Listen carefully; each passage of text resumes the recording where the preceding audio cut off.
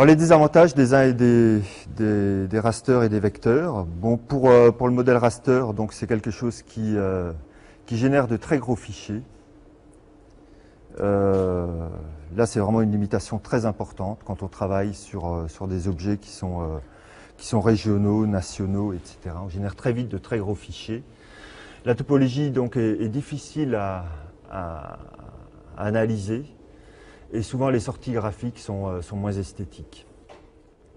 Par contre, dans le modèle vectoriel, on a une structure de données très complexe, des logiciels très chers, et puis une difficulté à représenter tous les objets qui ont une variabilité spatiale très élevée.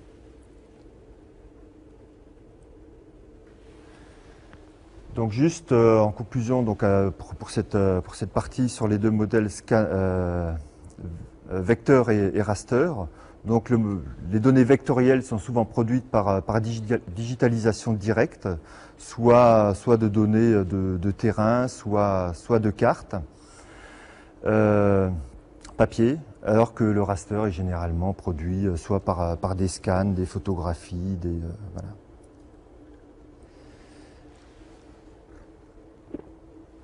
Alors suite à cette partie, donc sur les deux modèles raster et vecteur, quelques mots sur l'analyse spatiale ou les méthodes d'analyse spatiale. C'est vraiment un domaine très, très important, un champ très important des SIG, pas uniquement en sciences de la Terre, c'est-à-dire l'intérêt des SIG, c'est de pouvoir penser spatialement. Donc il y a tout un ensemble d'outils, de possibilités, de méthodes qui ont été mises en œuvre pour régler tout un ensemble de problèmes. Donc je ne vais pas les présenter tous, je vais simplement présenter quelques analyses spatiales possibles donc avec le modèle raster et puis plus rapidement avec le modèle vectoriel, sachant que dans les cycles professionnels, les deux sont généralement croisés, c'est-à-dire on passe de l'un à l'autre et on croise un peu les deux informations. Alors pourquoi faire de l'analyse spatiale? Tout simplement pour répondre à une question. On a vu une question au début donc sur le retrait-gonflement des argiles. On peut avoir d'autres questions, par exemple une municipalité qui souhaite installer une nouvelle station d'épuration. Donc le conseil municipal se réunit, décide donc de trouver un nouveau site, émet un ensemble de règles en termes de localisation possible de cette nouvelle station d'épuration et va confier ça donc au service technique de la municipalité qui aura en charge de trouver les nouveaux terrains avec des contraintes du genre il ne faut pas que la station d'épuration soit au sommet de la colline, il ne faut pas qu'elle soit en zone inondable au fond de la vallée, en même temps il ne faut pas qu'elle soit enfin, il est préférable qu'elle soit le plus bas possible, il ne faut pas qu'elle soit trop loin d'un réseau important existant, pas trop loin du centre-ville, pas à côté d'une école, d'un hôpital, etc. Donc ça, le service technique va prendre, soit gère déjà l'ensemble de cette information, soit va la chercher dans d'autres administrations, va recueillir donc des données dans des formats différents, dans des systèmes de projection différents, va intégrer tout ça dans un système cohérent, et ensuite va faire une analyse spatiale là-dessus. C'est-à-dire va croiser l'ensemble de cette information pour trouver des sites possibles pour implanter cette station d'épuration, sachant qu'à la sortie, donc, ce service va produire une belle carte qu'il va soumettre au conseil municipal pour le choix final de la station d'épuration. Donc voilà un peu l'intérêt, un autre intérêt donc des SIG et puis une chaîne opératoire. Donc on ne se limite pas à la gestion et à l'alimentation d'une usine à gaz, on fait ça pour répondre à des questions. Donc à propos d'analyse spatiale, dans le mode raster, il y a tout un ensemble de fonctions locales, focales, incrémentales, zonales qui permettent donc de répondre de modifier l'information contenue et de répondre à des questions.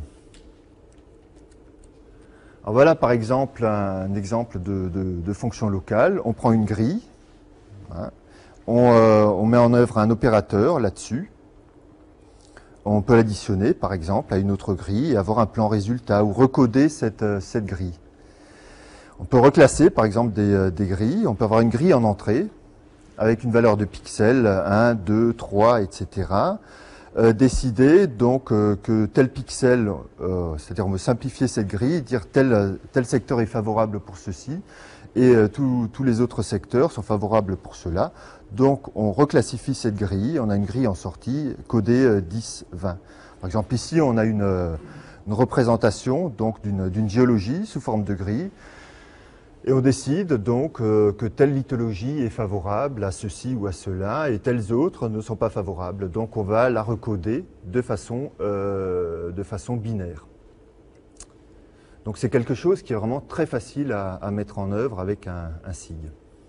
Autre type de fonctions, ce sont ce qu'on appelle des fonctions focales, où il s'agit de faire passer un filtre donc, sur une grille. Quel genre de filtre? C'est par exemple un filtre qui permet de calculer une pente. Donc on prend un modèle numérique d'altitude, hein, donc avec une grille qui représente donc des altitudes. On fait passer là-dessus donc un filtre, une petite grille, donc avec 3 pixels de côté, ici. Et on recalcule donc la valeur centrale de cette grille en prenant en compte ce qui est à gauche et à droite, en prenant un demi de ce qui est à droite et moins un demi de ce qui est à gauche. Donc on calcule un gradient de x de cette façon. On va aussi pouvoir calculer un gradient en y de la même façon. Et donc avoir en sortie ce qu'on appelle la pente donc sur un modèle numérique d'altitude. Ou calculer aussi un azimut. Voilà ce qu'on obtient en faisant passer donc ce genre de filtre sur un modèle numérique d'altitude. On peut extraire donc de ce modèle numérique d'altitude une pente ou une représentation ombrée du relief.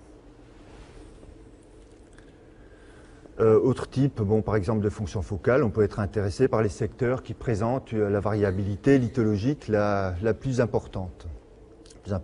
Donc on fait passer un filtre dessus où on calcule le nombre de valeurs différentes par pixel. Donc on peut choisir cette grille de calcul. Là c'est une grille de calcul de 3 x 3, on peut la prendre rectangulaire, etc., triangulaire, on peut faire ce qu'on veut, et calculer donc une diversité lithologique en sortie, par exemple. Un autre type de fonction, sont des fonctions donc, qui calculent un chemin sur un voisinage. Donc, ce sont des filtres qui sont, on va dire, qui sont orientés spatialement. C'est par exemple ce qui permet donc d'extraire un réseau hydrographique d'un modèle numérique d'altitude. Donc on prend un MNT en entrée avec des altitudes. On va coder les différents pixels en fonction des sens d'écoulement. D'accord? Donc on prend ce filtre-là. Donc si on prend par exemple les deux premières cellules, 9, 8, en haut à gauche, 9 est plus grand que 8, donc la direction d'écoulement est clairement par là. Donc on code ça par un code 4. D'accord? Donc on fait un codage de l'écoulement. Et ensuite, on peut intégrer, faire un calcul en fait des surfaces cumulées d'écoulement.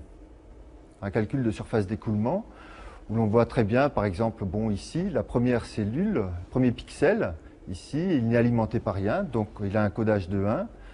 Celle-ci est alimentée par celle-là, donc 1 plus 1 égale 2. Celle-ci est alimentée par celle-là, celle-là et celle-là, donc on va trouver une valeur de 3, et ainsi de suite. Et donc on va calculer très vite, sur un modèle numérique de ce genre, les parties basses, donc dans lesquelles vont s'écouler toutes les autres. Donc on peut extraire très vite, par exemple, un réseau hydrographique sur cet exemple-là. Autre type de fonctions sont des fonctions donc, qui intègrent des données raster, des données vectorielles. C'est par exemple calculer des pentes.